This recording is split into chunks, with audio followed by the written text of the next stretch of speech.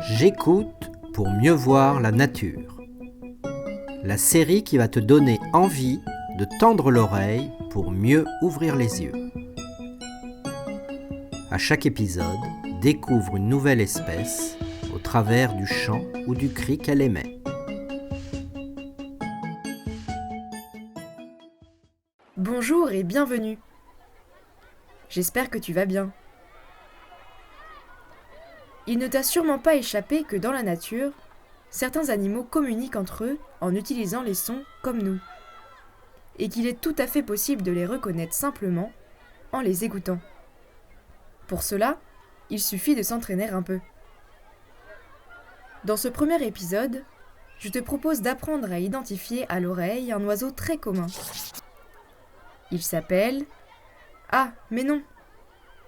Il ne faut pas que je te dise son nom tout de suite. Gardons le mystère jusqu'à la fin de l'épisode.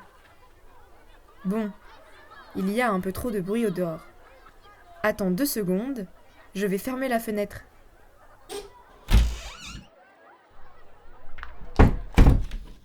Ça y est, c'est parti pour l'écoute.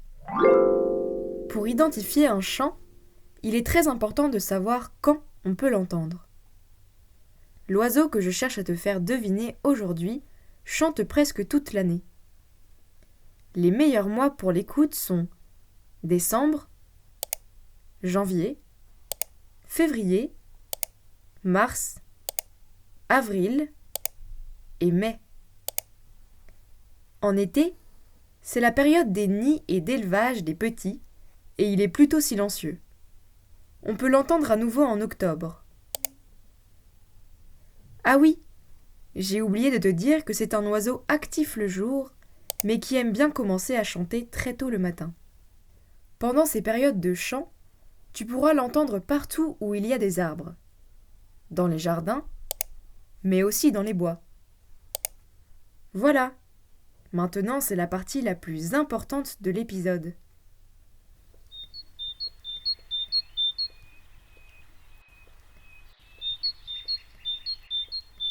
Pour apprendre un chant d'oiseau, il faut d'abord prendre le temps de l'écouter plusieurs fois pour pouvoir le décrire avec des mots ou des images. Titu, titu, titu. Comment t'apparaît ce chant ? Est-ce que tu trouves qu'il est agréable à l'oreille ? Moi, je ne le trouve pas très mélodieux. Je le trouve aussi très répétitif. Mais je l'aime bien parce qu'il a l'air simple à apprendre, avec ses 2 notes distinctes et bien rythmées. Tu entends ? Entre ces phrases, l'oiseau fait de courtes pauses. Il faut bien qu'il reprenne son souffle. Écoute aussi comme son chant est aigu. Il est presque grinçant. On pourrait même dire métallique. Ça fait un peu penser au bruit d'une lime qui frotte sur une clé de métal. C'est pour cela que cet oiseau est parfois surnommé le serrurier.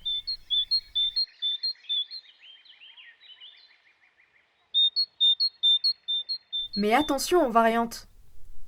Certains oiseaux de cette espèce aiment bien changer un peu pour se faire remarquer. Là, l'oiseau chante plus vite et on n'entend presque qu'une seule note. Et écoute bien cet oiseau-là. Tututi, tututi, tututi. Il groupe ses notes, non pas par 2, mais par 3.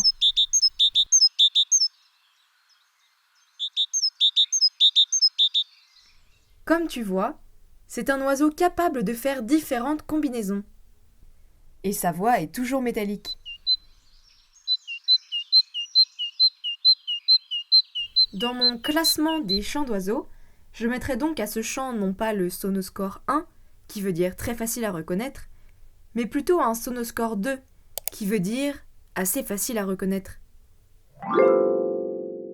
Pour celles et ceux qui n'ont pas reconnu l'oiseau mystère à son chant, voici quelques indices visuels. Le costume de plume de notre ami a de belles couleurs bien tranchées. Sa tête est noire comme le charbon et ses joues sont blanches comme le coton.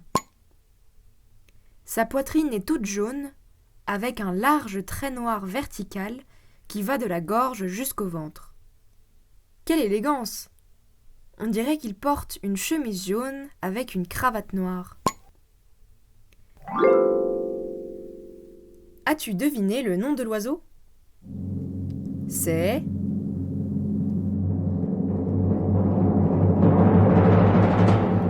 C'est la mésange charbonnière. C'est la plus commune et la plus grosse des mésanges de chez nous. Et c'est le mâle qui chante ainsi. Quand le mâle chante, c'est soit parce qu'il veut séduire une femelle, soit parce qu'il est en train de défendre son territoire. Ou les deux en même temps. Ça dépend du moment de l'année. Veux-tu voir l'artiste en pleine action? Oui? Alors regarde cette vidéo. La plupart du temps, les oiseaux se perchent haut dans les branches pour que leur chant porte le plus loin possible. Chez ce mâle-là, on entend bien les deux notes grinçantes. On voit bien sa poitrine jaune et sa cravate noire. Elle est plus large chez les mâles que chez les femelles. Ici, le chant est sur 3 notes.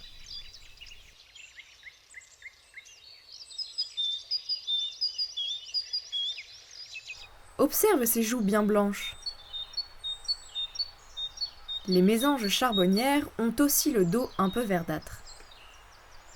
Et le bord des ailes gris-bleu. Mais ça, on ne peut le remarquer que si on voit l'oiseau de près. Et voilà, c'est la fin. J'espère que ce premier épisode de la série « J'écoute pour mieux voir la nature » t'a plu et que tu auras l'occasion d'entendre et de voir beaucoup de mésanges charbonnières. À bientôt pour une autre découverte sonore.